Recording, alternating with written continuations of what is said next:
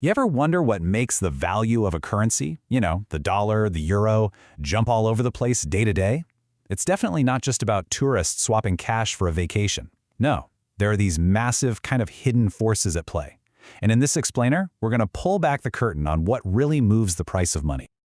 So, to really see these forces in action, let's kick things off with a real-world shocker. It's September 23, 2022, and the UK's brand new Prime Minister, Liz Truss, gets up and announces this truly radical economic plan. We're talking a huge spending package combined with the single biggest tax cut in half a century. The markets, they immediately called it a fiscal extravaganza. And what happened next was just wild. Global investors, they took one look at this plan and just panicked. They started dumping their British assets like crazy. The result? The value of the pound sterling absolutely cratered. It was this stunning, instant verdict from the entire global financial market. Which, of course, brings up a huge question. What on earth could cause a major global currency to just nosedive like that? The answer, it turns out, goes way beyond the simple supply and demand you see with goods or tourism. It's about something much, much bigger. Okay, so let's get into it. To really understand what's driving these markets, we've got to look at what all this money is actually being used for on a global scale. Right, so here's the crucial point. The amount of currency that gets exchanged to, say, buy cars from Germany or clothes from Vietnam, it's just a drop in the ocean.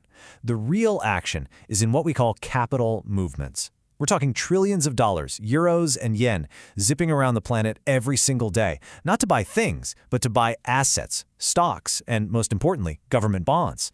All that money is constantly on the hunt for the highest possible return. And this global chase for the best return, it brings us to a really core principle in international finance. You can kind of think of it as a fundamental law, the big no free lunch rule that governs how this whole game works. Now, it has a super technical sounding name, Uncovered Interest Parity, or UIP. I know, it sounds complicated, but the idea itself is actually pretty intuitive. It's really all about balancing risk and reward across different currencies. This breaks down the logic perfectly. So imagine you're an investor, right? You see you can get 5% interest on a US bond, but only 3% on a European one. Seems like a no-brainer, yeah? So you and millions of other people start selling your euros to buy dollars to get that better deal. But here's the catch. That very act of everyone selling euros drives down the value of the euro right now, instantly. And this is where that no free lunch rule kicks in. The theory says that the immediate drop in the euro's value should perfectly cancel out that extra 2% in interest you were hoping to make. So on average, you can't really win. The market is so efficient that it instantly prices away that easy profit. But this elegant theory, well, it's just the beginning of our story. Okay, so now let's build on that idea with a Nobel Prize-winning model that helps explain why currencies can be so incredibly volatile out there in the real world. It all starts with a surprise. Let's say the US Federal Reserve or the European Central Bank suddenly announces, hey, we're pumping a bunch more money into the system to try and get the economy going. In economics, this is called a monetary shock.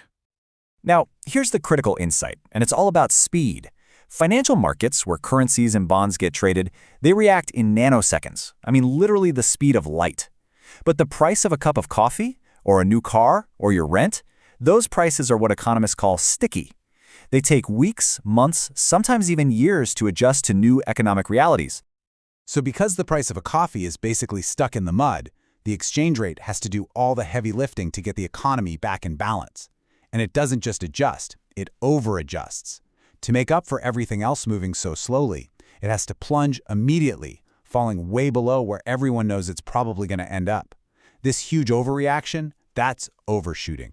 And then something pretty cool happens. As the price of that coffee and that car slowly start to rise and catch up to the new reality, the pressure comes off the exchange rate. And so it can start this slow, gradual climb back up towards its new, more stable long-term value. This explains that wild ride we see so often in the markets, a sudden, violent crash followed by a slow recovery.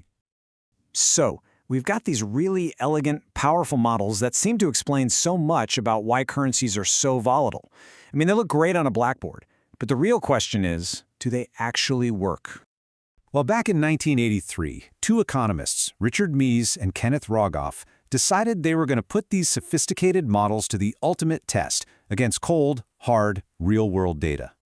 So on one side, you had the fancy monetary models, full of all these complex equations linking money supply, interest rates, economic output, the whole shebang. And on the other side, they had the simplest possible forecast you could ever imagine, a random walk, which basically just assumes the best guess for tomorrow's exchange rate is whatever it is today. That's it.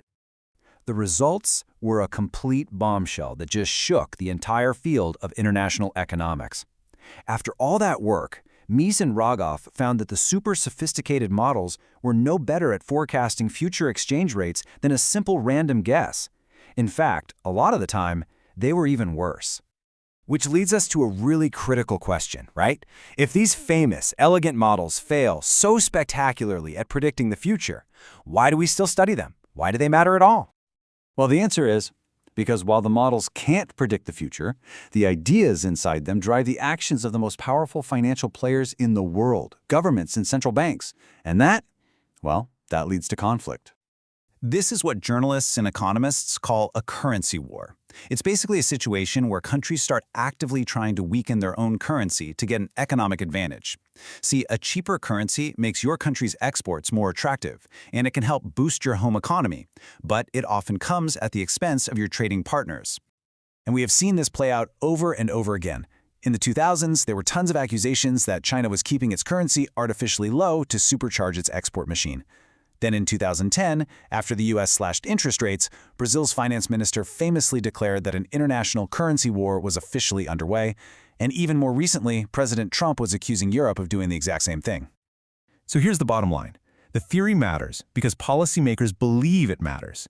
They pull the levers of interest rates and money supply, and they fully expect a certain outcome for their currency based on the logic of these very models. And this turns that seemingly abstract link between interest rates and exchange rates into a very, very real battleground for global economic power. And that really brings our whole explainer full circle. We've got these powerful ideas that explain volatility and literally drive global policy. But at the same time, they fail at simple prediction. It leaves us with one last, kind of provocative question to think about. If these models are still missing something so fundamental about how the world's money really works, what's the crucial factor that they might be leaving out of the equation?